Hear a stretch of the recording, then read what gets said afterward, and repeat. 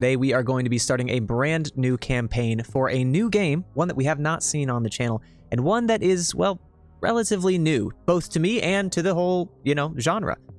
Have you guys ever enjoyed mechs? Because they are personally one of my absolute favorite things ever. Like, I know I play Battle Brothers, but all I really want is for Menace to come out and for them to have, like, piloted mechs. And I'm just going to build an entire battalion of mechs. And then, I'm just going to crush all the infantry underfoot. That's what I do. Is what I want to do. I would love to physically be interred into a dreadnought and do nothing more than fight for the, the Emperor of Mankind for the rest of my days. But hey, we're not talking about that right now. So, Mech Engineer is an... How do I even describe this? It is such a unique blend of RTS, management sim, and Minesweeper. Now, let me show you what I mean. So this is going to be a quick peek at a game that I have going right now. This is just one that I just started last night. I'm just kind of moving around. I haven't done anything, but as you can see, this right here is my main base. Now, my base is a mobile city, quite literally. Thank you very much. Thank you. Moving on. This is my base, right? It is a moving city with a ton of different stuff all over it. Now, before you say anything, I'm not going to be able to explain all this. And quite honestly, that's going to be the same for quite a while. I think that this game has a long way to go as far as improving the user, I'll say, playability, right? There is no introduction. They basically say, hey, like, you can do this at the thing, and you can do this at the thing, and then you have fun. And anymore, you want to look at all of this, which is really kind of cool. I love the aesthetic of it, right? It's a manual for how to do all this stuff.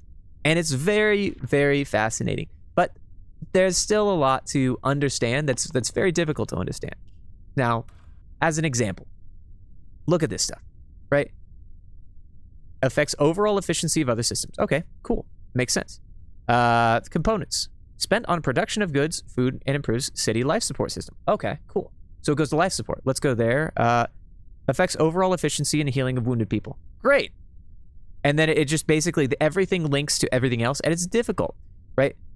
What's overall efficiency? Right? Applied as a modifier for every system the next day. So there's just a lot of linkages and a lot of things that are, well, let's just be honest and say it's dense. It's absolutely dense. Now, on top of that, you have resources. These resources are used to build things, they're used to upgrade things, and so on and so forth. And then you also have human resources. So the human resources are your science team and your engineering team. And those are used, they grow over time, but realistically, they are consistent resources. So let's say you start with a team of 500 engineers. You spend those engineers on a day-by-day basis to do different things. Maybe it's upgrading, maybe it's production, maybe it's this, that, and the other thing. And when those are done, you get those engineers back. So that's kind of how that works. But in any case, what's really interesting is how this game decides to do combat. Now, in each day, you have the ability to, and this can be upgraded as you go on, you have the ability to send out your troops, which are mechs, piloted by different troops, and you can attack any one of these yellow squares.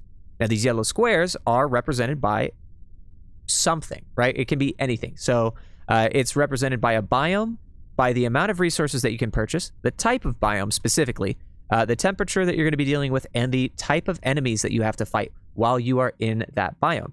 It's a little bit confusing. So, oh, I'm sorry. You can't really see that much, but here, temperature, place, and then the resources, and then it's probably going to knock me off there, but that's the units. So, in any case, once you do that, you have the ability to go into this. You can see a little bit of the map, and then you go into the RTS side of things. Now, I'm not going to show you that right now because we're going to start a brand new campaign, and that's basically the first thing that we do here. But in the meantime, the other thing that you can see is there are these cities just kind of pinging over in the background. The end goal of Mech Engineer is to visit cities to find clues, which allow you to find parts, which then allows you to get off the planet. Now, the problem is there is this alien race of crazy things, which you can see here, for example.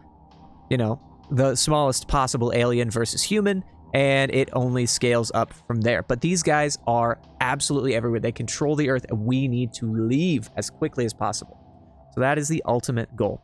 We can do so by creating mechs, improving their capabilities through the research menu, producing more things to support them, armor, weapons, production support, reactors, and so on. Again, we'll kind of get into that in a minute, but absolutely fascinating.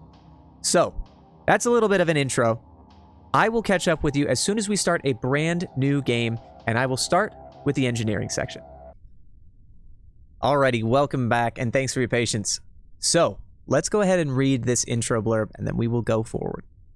The year is 2198, the main asteroid belt of the solar system. At the Plato Space Research Station, an experiment is underway to create a long-term traversable wormhole in a dodecahedron filled with antimatter. The experiment was broadcast to the entire system. From within a 12-kilometer cage during the experiment, a wormhole was open for just a second. This caused a large alien ship to appear, similar in appearance to a sea clam with 2 rings around it. The ship accelerated and broke through the cage. After a short pause, it began to obliterate everything nearby with missiles. An AI within the production ship Vodorod Yug received an order to evacuate people from the distant lines of the system back to Earth. Vodorod Yug was a mining facility with a human-based artificial intelligence, which used mechs to mine and deliver ore. The alien ship caught up with the Vodorod Yug and, near Earth, launched a rocket. The facility was critically hit and sunk to the bottom of the Atlantic Ocean. Soon after, an orbital bombardment on the main cities of Earth began. Then, the invasion. The AI decided to wait out underwater and rebuild the ship into a walking city. This artificial intelligence will have to arm the miner mechs to fight the swarms of invaders on the surface and find the necessary parts in order to fly away from Earth. So there you go. We are an AI tasked with helping the remains of humanity get off the planet. So let's start with this. First of all, you need to determine the location of your city. The terrain around you will greatly affect the challenge level of the game. Underwater, mechs without improvements are slowed, and hot locations can overheat and turn off an unprotected reactor in seconds. So we do know this. I know this from much pain and suffering. So I think I am going to start up here in the United States. So the reason for this is because there is a lot of snow up here. You can see there's snow. There's maybe a cave, more snow. There's a city. There's another city. I think that starting in the United States is going to be one of the easier places to start for me, as opposed to some place like, let's say over here. There's 5 volcanoes. I don't have the research to survive a volcano. I'm sorry. I just don't have it. So I can't do that. Of course, I could also start down here, but the deserts are kind of painful. And they make it a little bit tougher to fight through the mission earlier on. But look at how many cities are nearby. So it's kind of a balancing act, because we can go here and there are cities here. A lot of stuff can be done. So in any case, I'm going to start on the desert. City is under attack by a horde of monsters. Assign pilots to mechs and send them to defend the city.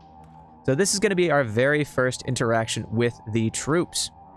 Now, enemies are approaching the city. I don't necessarily know what the temperature is going to be, so we're just going to ignore that. The first thing that we're going to do here is we are going to take all of our mechs, put them back into engineering. At the top, you have 4 main menus available: engineering, production, research, and the hangar. Engineering is used for assembling and tweaking mechs, reactors, weapons on the construction table in the middle. Production is for ordering components, research is for discovering new components, and the hangar is used for strategic planning and city construction. Now we're going to work our way through every single one of these. This is probably going to be a very, very boring first mission and a first episode, so please bear with me. I thank you for your patience, but we do kind of need to get into all this and set up our troops to start things initially. So we'll go ahead and ignore that. The first thing that we're going to do is we are going to start up our reactors. So there are 4 of them by default that we have. And this is a good informational piece on how to set up a reactor. To set up anything, actually, you fill the slots with the appropriate modules, add additional components, and then basically you can run tests on it. These reactors start as, oh shoot, this is going to happen again, isn't it? So let's go ahead and try this, and then we can say don't show again. these reactors come with 6 slots in total, which we can use for auxiliary parts. They come with a slot for an injector, which gives pressure values, and a piston, which can be done here. Now, they do give you a little bit of a unique one here on each one, so that we can kind of see the subtle differences here. So let's go ahead and give 6 of the same ones. We'll end up changing this because of where we are and what we're going to do, but for right now, we are just going to do that. We're going to pop in a normal injector and a normal piston. So you can see here, these are the statistics of the engine. Weight of 60, 38 energy output, max temperature, cooling power, and the resistance. So the resistance is the only weird one here. On the left side is the internal resistance to temperature, and on the right side is external resistance. So internal is much more of like when your guns shoot, they generate heat, whereas external is more, it's in a volcano, there's a lot of heat. So we can then experiment with the pistons. The pistons are going to change the energy output, so they'll increase the maximum temperature, but decrease the energy output, right? And that's just for that change. And then the injector is going to do the opposite. It's going to increase the energy output and decrease the maximum temperature. For right now, we're just going to do the standard. This starts. We can run a couple of tests to increase the reactor heat, just to test on how it will respond. So for example, if I put all 4 of these up, it's going to pop the reactor temperature almost up to the top. Now what happens then, and this is the question, right? If I go all the way back down, change out the piston, or the injector, excuse me, which is going to reduce the maximum temperature. And how do we do that? Look how quickly that pops, and it overheats, right? So that's kind of how that maximum temperature works. The more maximum temperature you have, the less time you have to worry about. How do I say this?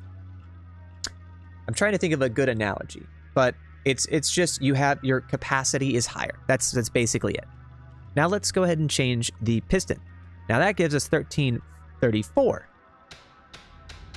Look how slowly it doesn't, by the time these all get tested, it doesn't even get into the red. So that's kind of how that works. But right now, though, we don't really need to worry about it. So we're just going to do this. And actually, I do want to do this. Because of where we started, we can usually get away with popping the inner resistance, which is going to be... Oh, right. Stop. Thank you. Can't change things while it's starting. And you can see how each thing is affecting your mech right now and how these are changing. So, for example, if I drop this here, it will change the resistance to be a little higher, but the cooling power is a little lower. For right now, we're just going to do all the same because we're in a pretty generic spot. Let's get 6. 1, 2. Toss this to the side. And I hope I'm not going too terribly quickly. It's a little convoluted, but it gets better over time. Oh, this is off. And the reason that you have to set these up prior to is that you can't actually configure a mech to work without a running engine. So, next thing. Let's go ahead and take a look at our mechs. So we have a couple predefined mechs. We also have 3 that are undefined right now. So, same thing. Fill the blinking slots with the appropriate modules and call it good. So this basically breaks down to, you have the option to have 4 different motors. You have a cabin, which is going to be where our pilot sits. We have auxiliary tools, and these all go in these kind of like rectangular slots here. And they do different things that are supporting the mech as a whole and how it plays. But right now, we're just going to do a bunch of ammo modules. We don't really need anything else at this time, for at least this first mission, so we can get away with that. The engines all provide, well, they cost weight and energy. They provide power and speed. So the speed is quite literally the speed of the mech, so the movement speed, and also the rate at which stability, which is taken damage from melee or anything else, regenerates. Power is I think it's the... Ooh, hold on. Am I crazy? Now I'm crazy. I think it combines with a reactor. Goes from there, maybe. We're going to work on that. I don't actually know. I've never actually looked at the power, to be honest with you. I think it might end up being the weight. Oh, yes. Carry weight is determined by the power of its engines. There we go. So, the carry weight. Sorry about that. I learn new things every day. Now, the last thing that we need to do in order to modify a mech is to change the weapons. So in this case, we have 2 weapons. We have a generic rocket, and we have a minigun. For this first mission, I am only going to equip one weapon. You can have two, but as you may or may not see it down in the bottom left here, the weight, we are at 143 out of 172, and some of these are particularly expensive as far as weight is concerned. So here's the fun part. We now get to modify the characteristics of our weapon. Because we are working with something that is only going to use one weapon, we can dedicate almost all of these to the power provided to the weapon and go from there.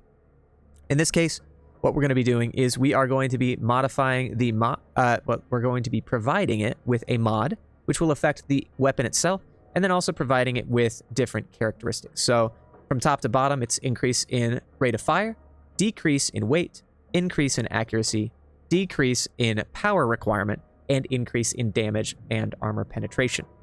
In addition, we can also change how quickly not how quickly, but how close or how far our weapon is going to be firing at the enemy, and we can customize that based on specific enemies that we're dealing with. So first and foremost, this is a ton of information. Do not feel like you need to remember all of it, but let's go through and just try and do this first mission. We'll go here. So with this guy, I know that I'm going to be fighting a bunch of tiny little guys, so I'm going to provide increased penetration to my troop, and I am going to improve the rate of fire. Realistically, it doesn't matter so much that our accuracy is terrible, because there's going to be a lot of guys. So this is the fun part.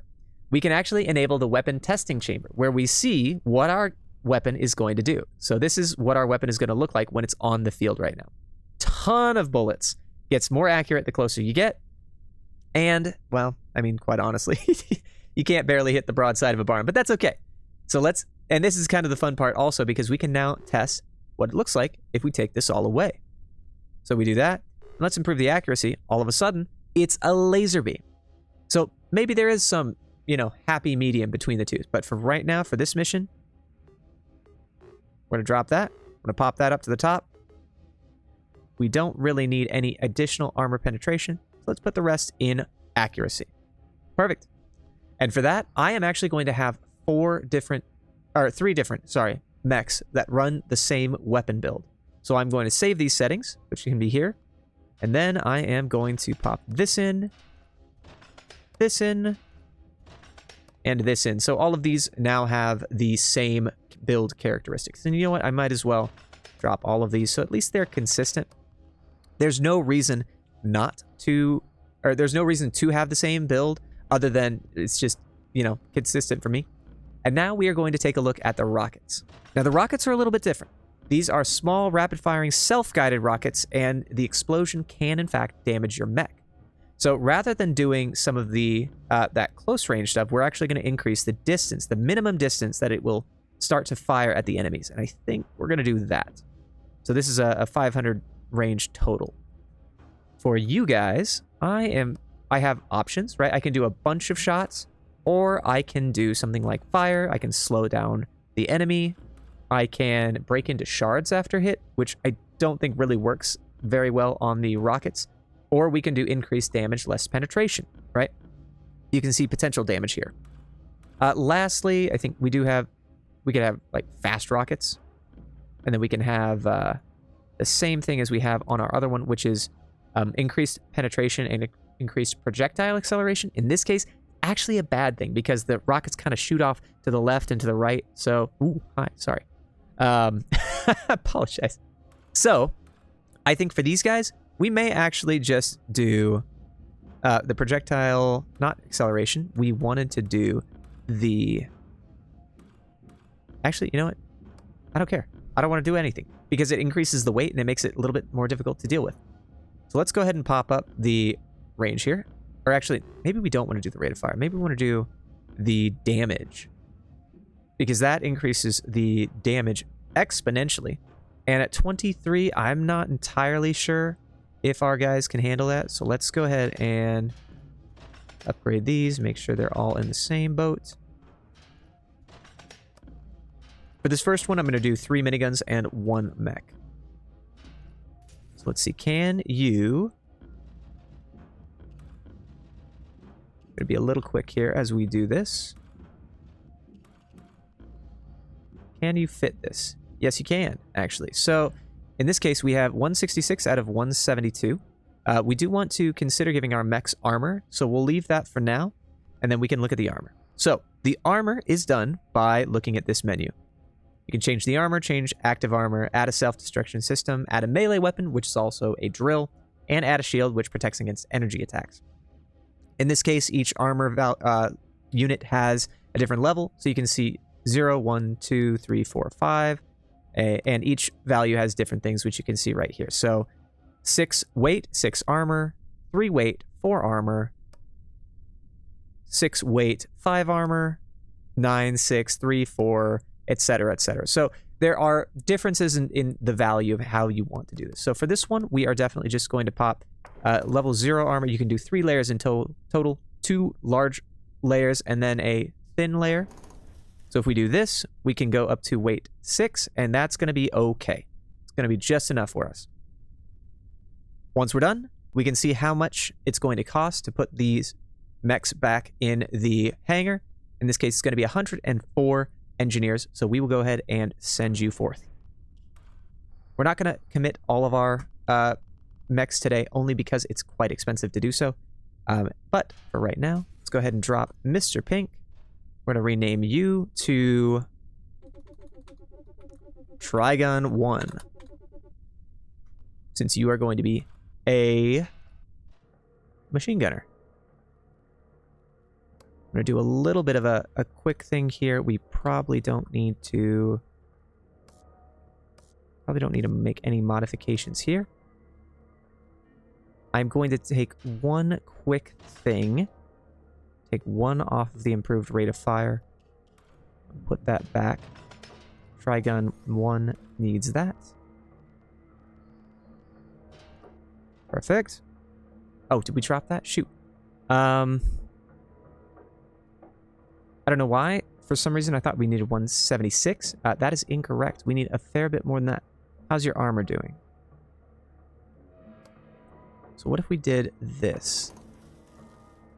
You're at 179 now. Kind of an experiment here. We're still over, even if we have the 1. So perhaps what we do... We have 2... Oh, you know what? We can take off your drill. How's that? Let's take off your drill. We don't really need that right now. And then I would love to see if there's anything with the 0. No, there is not. That's okay. Doing a little bit of subtle working here, so I do apologize. But you know what? Let's go ahead and pop on some anti-missile coating. Don't know how much this will be valuable in the first mission. In fact, I'm fairly certain it won't be, but that's still okay. Now, for you, I actually don't know what kind of engines you guys have, which is kind of concerning to me, to be honest. But nonetheless, let's go ahead and pop one of these guys on here. 176. Your armor is not the best. But if we take off the drill, we can add that. And then actually, you can get a second layer. Maybe of layer of armor 2. Yes, in fact, that's perfect. And then we'll pop on some coating here. Perfect. Send you out. And how many do we have available? 1 more, it looks like, we'll need before we pop into the next instance here. We'll take steel. And you're going to be Trigun 2. I forgot to label the other guys, so whoops a daisy. Let's drop this, and pop the weapon on here. We do have a little bit more to work with, as was seen in the last one. So 2 in total, so let's get 8 coating on there. Perfect. All right. So now we have our initial 4 mechs. After we're done with this, we can take a look at the pilots. Now, each pilot has different statistics which are highly malleable. Reaction, vitality, stress resistance, CBS. All of these are unique. So if we look at our basic manual here, we can go to, which one is it? Pilots? Yes. So reaction speed is the speed and quality of execution of the received commands, and the chance to block attacks in melee. Vitality is the amount of physical damage a pilot can take, and stress resistance is how quickly the pilot's stress replenishes after taking damage. If their stress is high, they start to ignore things and start running away. CBS test is basically how good they are in combat. How accurate are they when they shoot? How quickly do they move? How fast do they repair? And how quickly do they recover stability? So on the right side here, you can see that there are statistics. You can train a pilot and you can put them in the hospital as well. And on top of that, you can actually start building relationships between the pilots. So these relationships help make the pilots better. And if we go back over here, we can see that during combat, pilots form relationships. Relationships affect the speed of orders and execution from the commander. So on top of that, they also do gain levels at level 3, 5, and 7, I believe it is. Maybe it's 3, 7, and 9. I don't know. Either way, you get different skills, and these skills are capable of assisting you in different things. So there are definitely benefits to having predefined teams, and that is what we are going to do right now. So for right now, T1 SL.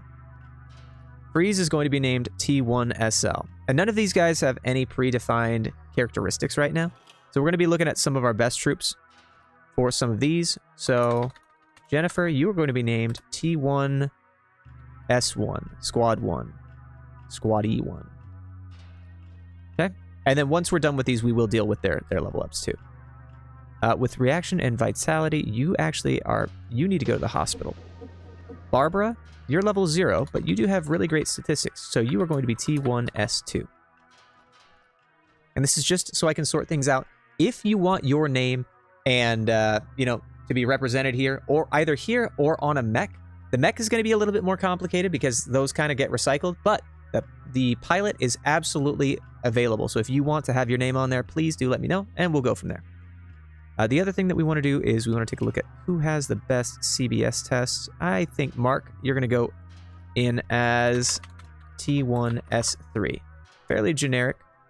So let's go ahead and decide who we're going to be putting into our training. Realistically, that's reaction and CBS testing. So whoever is at the very bottom here. Is it? Yeah, actually, it's at the very bottom. You guys are really quite nice. So Zed, stop being busy. You're going to train, and then who has the lowest vitality? Lowest vitality is going to be Bob. Bob, you are going to be recovering here. You can see a comparison of the troops based on the numbers on the right side of their face. So there you go. You can see, for example, that T1SL is better than just about everyone else. So, talking a lot of stuff going through here. But for our squad leaders, we are going to be choosing abilities which essentially benefit the team rather than just the commander. So in this case, you can get a skill which affects the reload speed of all mechs if this pilot is the commander. We can do the same with a... Hold on, which one is it? Is it all of these? Speed of all drone repairs and speed of all mechs. So I think we're going to start with the repair speed of all mechs. And T1S1 is also available for you. We are going to be picking the rescuing a mech from a mission also returns the pilot. I'm going to level with you. I am pretty bad at this game. I am very bad at this game. In fact, I lose a lot. So what we're going to do is we're going to make sure that if I lose, I can get my troops back. That's going to be very, very valuable. And it might be so valuable that T1S1 comes with us on just about everything. But in any case, let's go ahead and do the very first mission. So we do see that enemies are approaching the city. This is not good, but we can make it happen. So let's load up our troops. You can have up to 8. And right now, we're just popping it with 4. This is the combat screen. You can select an individual or several mechs by holding the left mouse button and highlighting the area. You can also select individual mechs by clicking on their portraits or by 1, 2, 3, and 4, which is convoluted, and let me show you how in a minute. You can double-click the left mouse button to order them to continue the mission. There is a predefined mission for everything. And right-click will order a new destination for selected mechs. On pause, you can actually draw a path.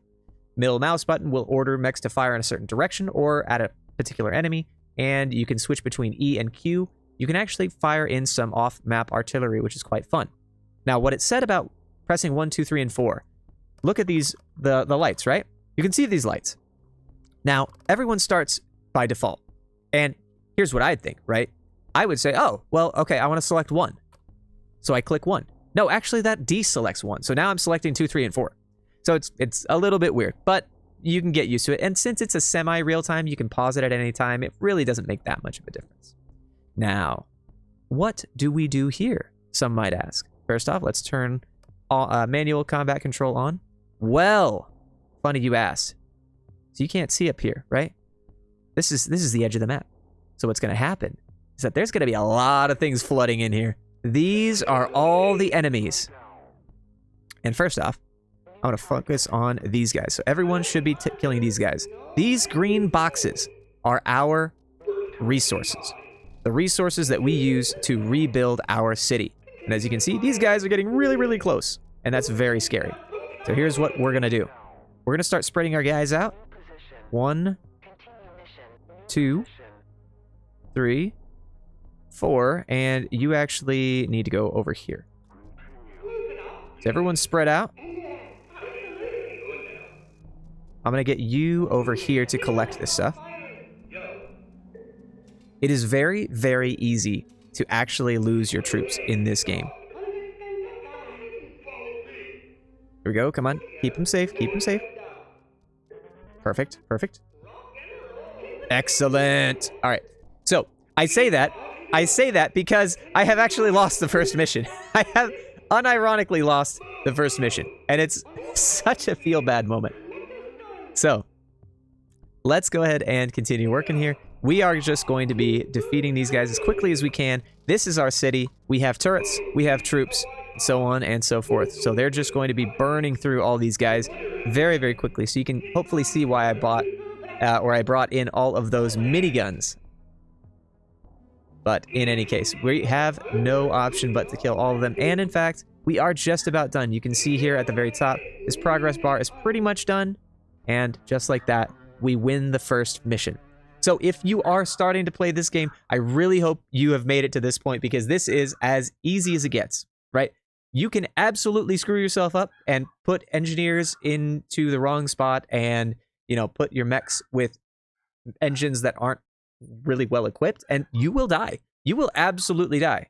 But if you do it right, if you equip your mechs appropriately, you can absolutely make things work. So that is where I'm going to call it for this first episode. It has been a lot of talking, and I just also recorded a Battle Brothers episode, so my voice is struggling a little bit. I do apologize. We're hopefully going to be doing these a little bit more quickly. It's a lot easier to get into battle than it is in Battle Brothers, so we may end up being able to do somewhat faster episodes. I'm not quite sure yet. It's also very addictive, so it may be an hour and a half. We'll see. It depends. Like, I mean, if you have a preference, please do let me know in the comments down below, but hey, that's what we're doing.